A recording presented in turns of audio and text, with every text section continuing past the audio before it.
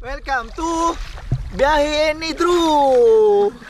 At ang inyong host for today ay sila Ten-ten-ten-ten-ten! Pati naman mo ng mukha ko? Oo, tinawa tayo mukha na close up. Dakpan mo ako. Feeling ko sobrang close up eh. Ito po ay may video at may kasama picture. Yan po yung ibon nyo. Ayan po ang mga kaibunan.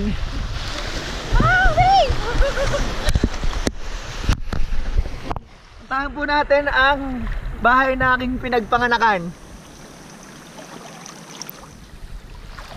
Ang kubong walang hagdan. Ito po ang kubong walang hagdan. Saan? Ito po.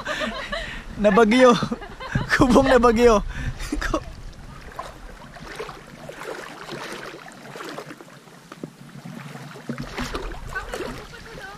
Ha? Kaya nga, tara. Meron pa daw pong kubo doon. Makikita niyo po. Hindi, nakikita lang nila yung mga mango.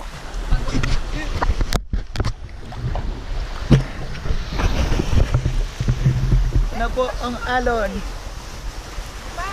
Ha? Let's catch some jolate sa ulan.